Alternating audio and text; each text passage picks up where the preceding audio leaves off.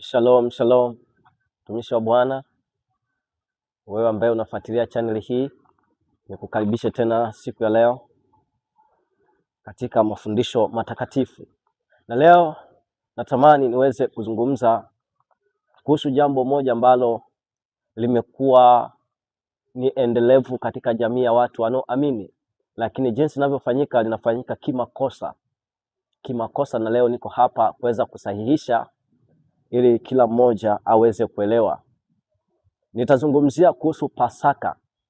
Asili yake ni nini na inaadhimishwa kwa namna gani katika Agano la Kale na katika Agano Jipya.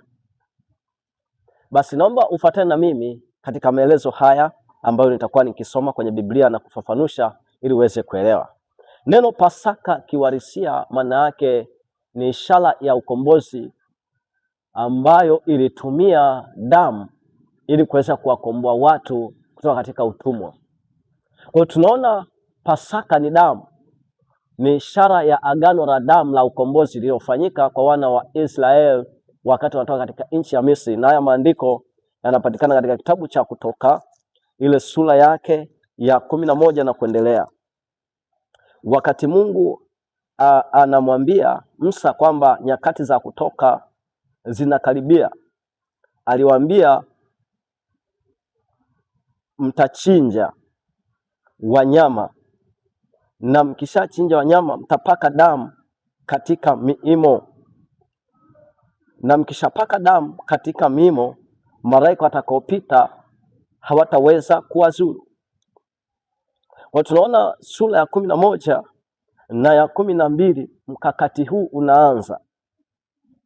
Kwa hiyo Mungu anaonyesha namna alivyowakomboa wana wa Israeli katika utumwa wa Misri ambao walitumikishwa kwa muda mrefu. Ukisoma sura kuanzia kwanza utaona jinsi walivyokuwa wanafanyishwa kazi ngumu, walivyokuwa wanakula kwa taabu, jinsi ambavyo walikuwa wanateseka na vilio vyao vikamfikia Mungu. Kwa hiyo Mungu akaamua kuwatoa kwenye utumwa kupitia ile damu iliyowekwa kwenye miimo ya nyumba, ili malaika wa adhabu anapopita asiweze kuwagarikisha wana wa Israeli waliokuwa katika taifa la Misri.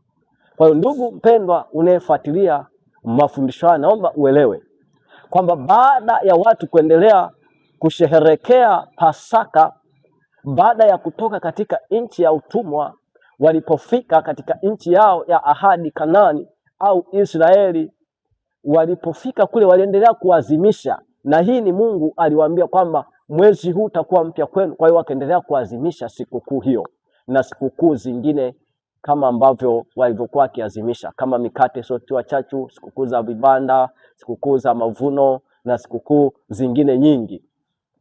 Lakini tunaona mwendelezo huo ukaendelea mpaka Yesu anazaliwa. Tunaona bado watu wanaadhimisha Pasaka, lakini Yesu Kristo alipokuja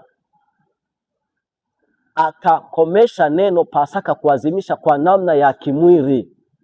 Kwa lazima tuelewe kuna kuadhimisha Pasaka kwa namna ya kimwili au kwa namna ya kitaifa kama taifa la Israeli walivyokuwa wakiadhimisha, lakini kuna kuadhimisha Pasaka kiroho ambako ndiko natakiwa nikufafanulie leo uweze kuelewa kwamba wana wa Israeli walikuwa wanaadhimisha kimwili kwa kuchinja wanyama. Kila baada ya mwaka inapofika tarehe ile wanafanya sherehe kukumbuka lile tukio la ukombozi waliofanyiwa. Lakini basi tuende kwenye Agano Jipya.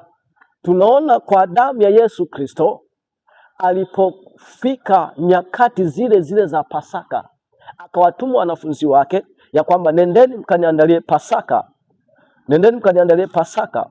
Nao wakaenda. Kwenye kitabu cha Luka sura 22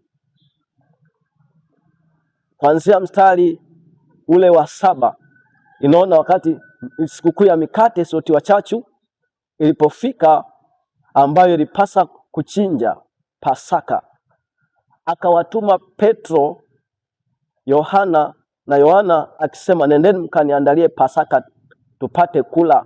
Wakaenda wakamwandalia Pasaka. Sasa nisikilize, wakati wanaenda kumwandalia Pasaka ndo wakati huo huo kwa maadhimisho ya